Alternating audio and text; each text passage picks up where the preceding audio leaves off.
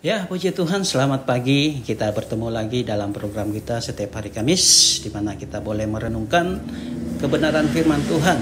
Nah, pada pagi hari ini saya akan mencoba memberikan satu judul, yaitu kemerdekaan dalam Kristus.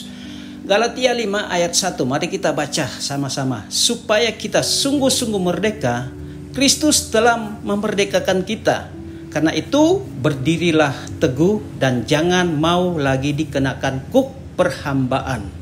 Kemerdekaan atau kata merdeka sama artinya dengan bebas atau free. Independent merupakan kemerdekaan. Tapi apakah kita sudah benar-benar merdeka saat kita merayakan kemerdekaan bangsa Indonesia? Ya, mari kita akan melihat ada beberapa macam kemerdekaan menurut Alkitab. Yang pertama, kemerdekaan dari janji Bapa.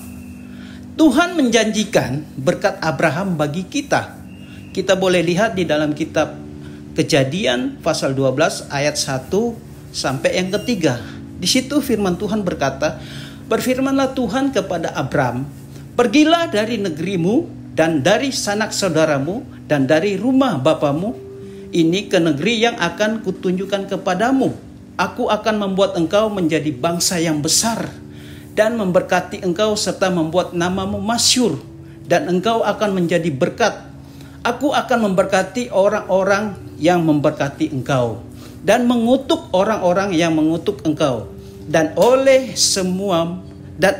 semua kaum di muka bumi akan mendapat berkat. Kita adalah keturunan Abraham melalui iman kepada Yesus. Abraham dijanjikan menjadi bangsa yang besar. Tuhan memberkati yang memberkati kita dan mengutuk bagi yang mengutuk kita. Kita akan berdampak bagi orang lain dengan menjadi berkat bagi mereka.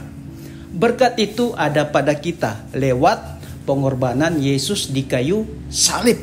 Kita boleh baca di dalam kitab Galatia 3 ayat 13 sampai 14. Di situ dikatakan bahwa Kristus telah menebus kita dari kutuk hukum Taurat dan dengan jalan menjadi kutuk karena kita. Sebab ada tertulis, terkutuklah orang yang digantung pada kayu salib.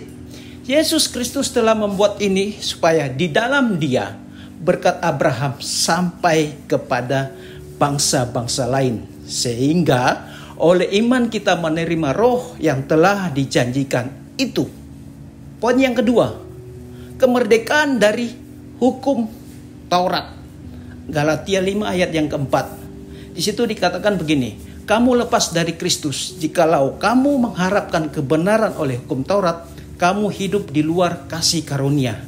Jelas tertulis dalam ayat tersebut, jika kita mengharapkan kebenaran dari hukum Taurat, kita hidup di luar kasih karunia Yesus. Yesus telah menggenapi hukum Taurat lewat pengorbanannya di atas kayu salib. Tapi bukan berarti kita sudah tidak memakai lagi perjanjian lama seperti halnya teologi kasih karunia. Kita tetap mempergunakan Alkitab itu secara utuh karena itu adalah firman Tuhan.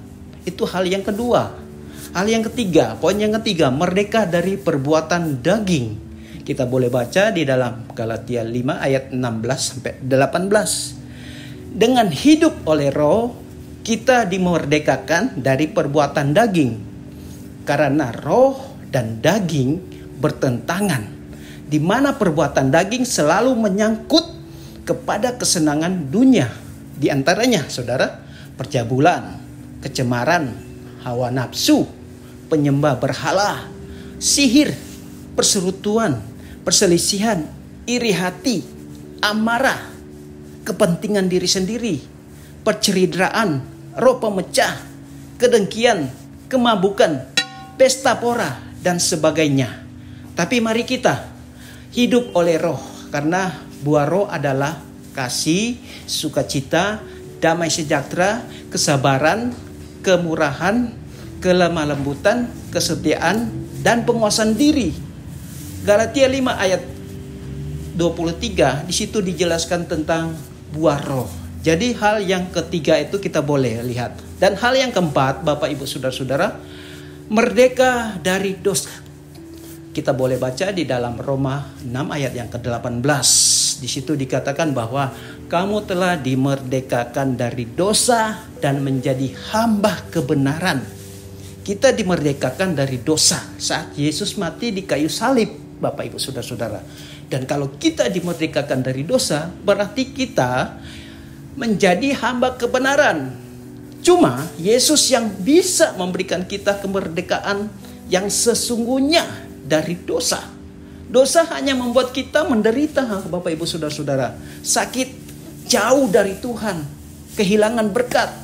Sehingga Paulus berkata bahwa syukur kepada Allah, untung ada Tuhan. Sehingga dia dapat dimerdekakan dari perbuatan dosa. Bapak Ibu Saudara-saudara yang dikasih dalam Tuhan, dari kesimpulan keempat hal ini yang kita sudah dengar, bahwa sesungguhnya kemerdekaan dalam Kristus, hal itu merupakan kemerdekaan yang Tuhan inginkan dalam hidup kita. Dan dengan kemerdekaan kita menjadi hambanya. Oleh karena itu milikilah buah roh. Nah, dalam Galatia 5 ayat 22 sampai 23 itu saudara bisa baca lagi. Ini merupakan kemerdekaan orang Kristen. Memang saudara-saudara tidak gampang dan menderita. Tetapi lewat semuanya itu kita dapat dimerdekakan dari dosa. Amin. Tuhan Yesus memberkati. Selamat pagi.